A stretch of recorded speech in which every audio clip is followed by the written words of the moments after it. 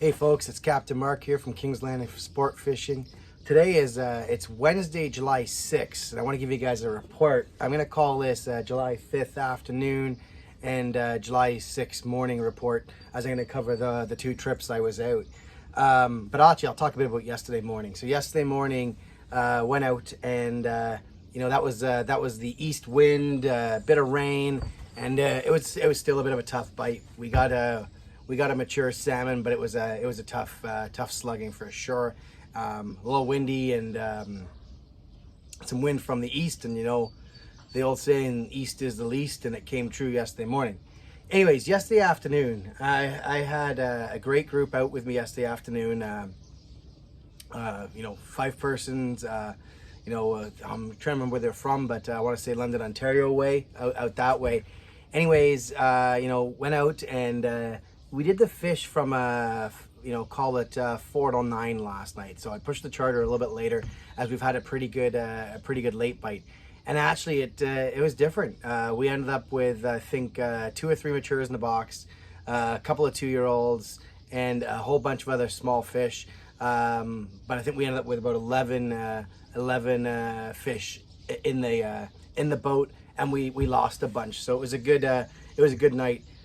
Fished on I guess it was Tuesday, July 5th evening. We fished the drop. So for the most part, I was running the 180 foot line from Bluffers Park to towards the Toronto Islands.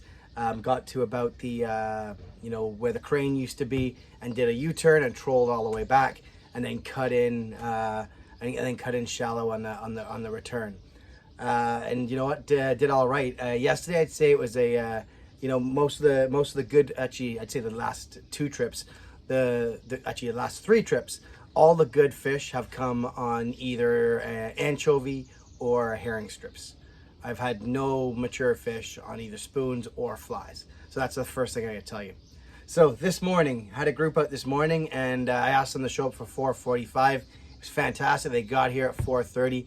They came from Windsor and Leamington, so man, I think they said they left at 1 a.m., but they got here nice and early, and I felt like that was important. Needed to get out there for the early bite, and you know what? It absolutely paid off. The key to this morning was get the rods in the water and get them in fast. I think in the first 90 minutes, I think we had it was either 7 or 9. I can't remember right now. 7 or 9 mature bites. The first 2 rods, I set them down. One had a White Lightning Hot Fish 10 on it with one of my White Lightning heads, and Bite My Herring artificial strip glow with black dots. And the other side had one of my custom Oki Kingfishers with glow and green dots on it, and a matching bait head. One I don't actually have on my store yet, but something I've been using for a few years myself.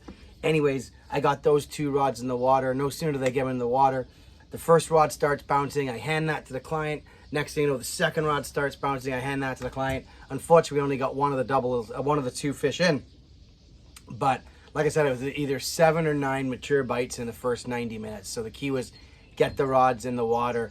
6:30 a.m. it started to slow down, and that's when I literally decided, okay, I'm going to start working the drop, because at that point in time, I hadn't left in front of the marina. I was right in front of the marina still, circling the fish and circling some of the bait I was seeing. So then from there, trolled the drop, and we picked away for another couple of hours with smaller fish. 2-year-old kings. We got 2 Atlantics. Both were 24 inches, so they were undersized. We got a rainbow, and we just kept picking. We kept picking away. So overall, a good fish. We got all the way to the I'd say the islands there, and then I spun around, trolled back, and it was like someone turned off the switch.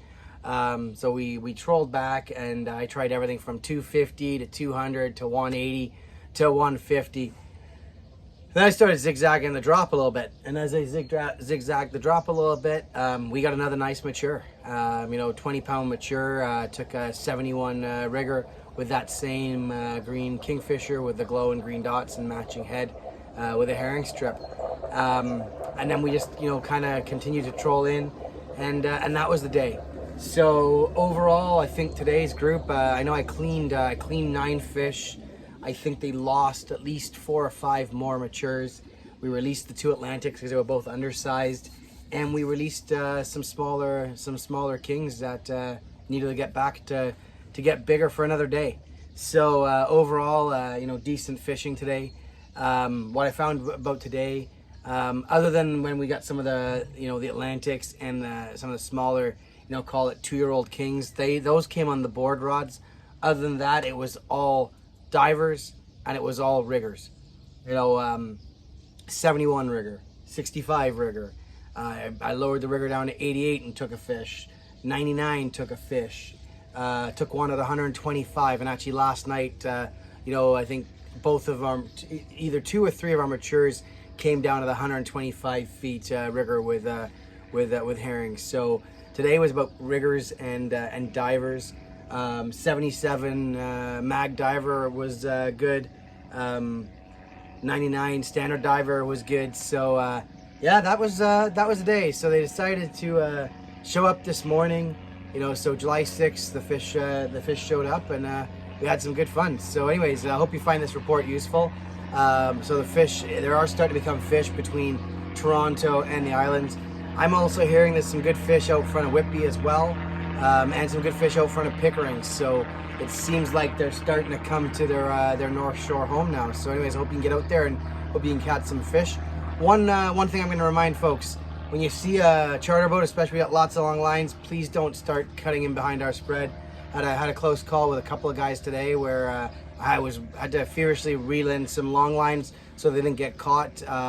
Please, guys, just keep a distance. If you see us, we've got planer boards out. You got to give 400, 500, 600 feet easily. You never know how deep we've got lines out. You know, it's not uncommon when we're getting a good deep bite to be running a 400 copper on a planer board. That's probably 150, 200 away, and then we got a leader of about 50, so we could have easily 650, 700 feet of line out, and we don't want to lose one of those. There's easily $100+ a line, let alone the flashers and the meat rigs we have on there, so it can get expensive fast if those end up getting hooked into a smaller boat cutting in behind with downriggers. Anyways, hope you find it useful.